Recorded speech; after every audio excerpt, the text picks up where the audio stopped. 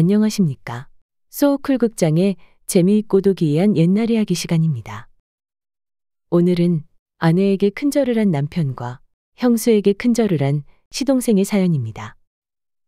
구독과 좋아요 그리고 알람 설정 부탁드립니다. 재미있고도 좋은 글로 보답하겠습니다.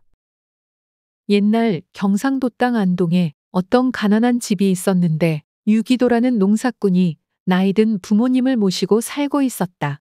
하루는 유씨내외가 밭에 나갔는데 점심때가 됐다. 그런데 집에 밥을 가지러 간 아내가 한 시즌이 훨씬 지나도록 안 왔다. 허기져서 배가 등에 붙은지라 부하가 난 남편이 늦게 온 아내를 나무랐다.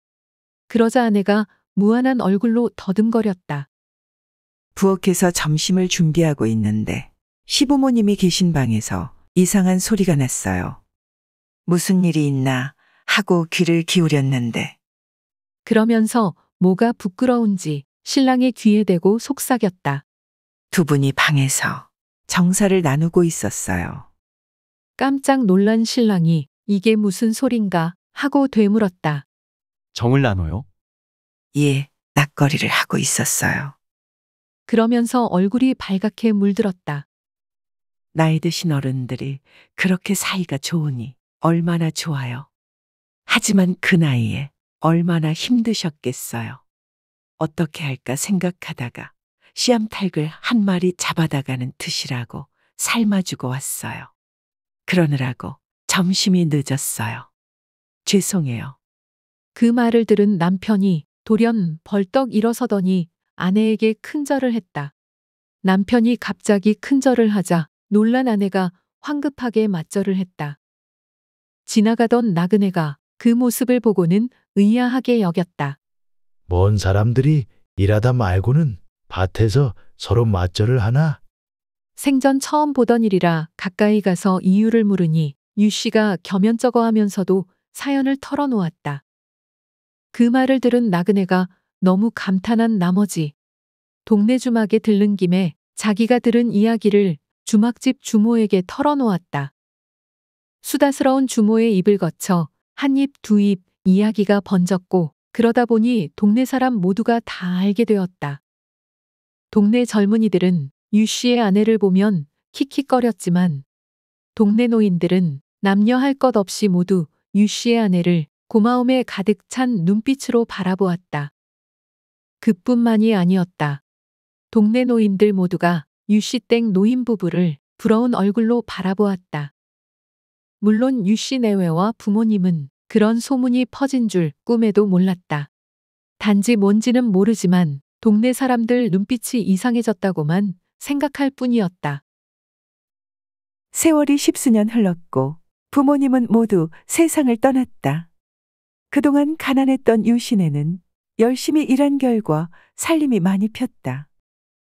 어느 해 부친의 제삿날이 되어서 이웃 마을에 장가를 든 동생이 제사에 참석하러 왔다가 형님 집에서 하룻밤 자게 되었다.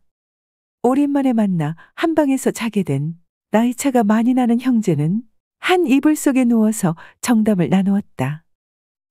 동생이 한참을 머뭇거리더니 형에게 물었다. 형님, 오늘날 형님 집이 이렇게 넉넉하게 살게 된 것이 누구 덕이라고 생각하세요? 그야 더 할 말이 있느냐. 멀게는 조상이 살펴준 덕이고 가깝게는 돌아가신 부모님 덕분이지. 형님 말씀이 맞습니다. 하지만 한 가지가 빠졌네요. 형님이 말씀하신 그 덕도 맞지만 첫째는 형수님의 덕입니다. 너, 그게 무슨 소리냐? 형님, 내 말 좀 들어보세요. 무엇 때문인지 한참 끙끙거리더니 마침내 동생이 입을 열었다. 형님, 형님은 저와 함께 자라던 조카가 어떻게 죽었는지 모르지요? 죽은 내 아들 말이냐? 예, 그야 다시 물을 것이 있나. 인명은 제천이라고 하늘이 준 명이 그것밖에 안 되니 죽은 것이지. 형님, 아닙니다. 조카는 나 때문에 죽었습니다. 아니 너 그게 무슨 소리냐? 형님, 죄송합니다. 제가 평생 품고 있었던 과거의 잘못을 털어놓겠습니다. 동생은 형에게 지나온 일을 말하였다. 한때 유신에는 살림이 쪼들려 아내가 엿장사를 하였는데 집에는 8살 나는 동생과 5살 되는 아들이 있었다. 엄마가 엿장사를 하니 철부지인 아들은 어머니한테 매달려 엿을 달라고 졸라댔고 철이 채 들지 않은 시동생도 형수한테 달라붙어 엿을 달라고 성화를 부렸다. 그때마다 유씨의 부인은 엿을 어린애 주먹만큼 똑같이 떼어서 아들에게도 주고 시동생에게도 주었다. 아들은 그만큼 떼주면 흡족해서 더 말이 없었는데 조카보다 먹성이 더 좋은 시동생은 늘 부족해서 입술을 빨았다. 그러던 어느 날 형수가 엿소쿠리를 높이 매단 시렁 위에 올려놓고는 밖에 볼일을 보러 나갔다. 그러자 나이 어린 시동생은 때가 왔다고 여기고는 높이 매단 시렁 위에 펄쩍 뛰어 매달려서는 엿을 훔쳐먹었다. 시동생이 엿을 먹어대고 있는데 밖에 나갔던 형수가 문을 열고 집 안에 들어섰다. 그 바람에 엿을 훔쳐먹던 시동생이 깜짝 놀라 시렁 위에서 펄쩍 뛰어내렸다. 그러다가 그만 시렁 밑에 누워서 새근거리고 자는 조카의 가슴팍을 사정없이 내리밟고 말았고 아이는 그 자리에서 숨지고 말았다. 어린 시동생은 겁에 질려 얼굴이 새파랗게 되어 그만 선자리에서 바들바들 떨기만 했다. 시동생은 질금질금 오줌을 지리면서 머리에 떨어질 날벼락을 기다렸다. 그런데 형수는 한마디도 시동생을 나무라지 않았다. 그냥 죽은 아이를 내려다보면서 한참 동안 소리 없이 울었다. 부인은 한참을 울고 나더니 죽은 아이를 면포로 잘 싸고는 남편을 불렀다. 아이가 갑자기 뒹굴더니 숨이 막혀 죽었다면서 남편더러 죽은 아이를 조상들의 산소 먼발치에라도 묻어달라고 하였다.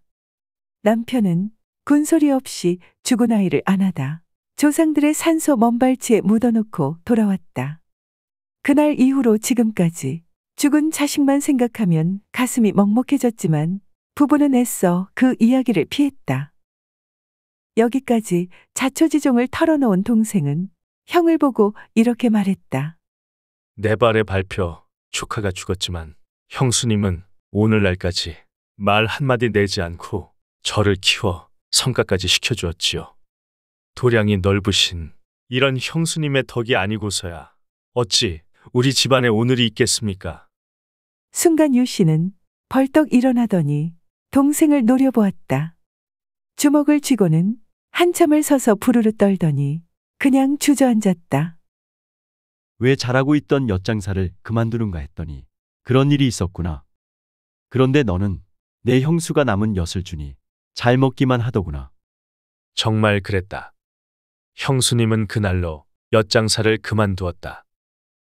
그런 다음 동네로 다니면서 품위를 했다. 밤늦게까지 바깥에서 품위를 하고 집에 와서는 혼자서 집안일까지 다 했다. 아무 말도 없이 밤이고 낮이고 일을 했다. 지금도 후회되는 일은 아무리 철딱서니가 없었다고 하지만 형수가 준 소쿠리에 든 엿을 며칠을 두고 혼자서 다 먹은 것이었다. 다음 날 아침에 유씨 형제는 아침을 먹고 난 후 어젯밤 형제간에 한 이야기를 했다. 그러자 부인이 아니, 지나간 일을 새삼 이야기해서 왜 형님의 가슴을 아프게 하셨나요? 하고 울면서 시동생을 나무랐다.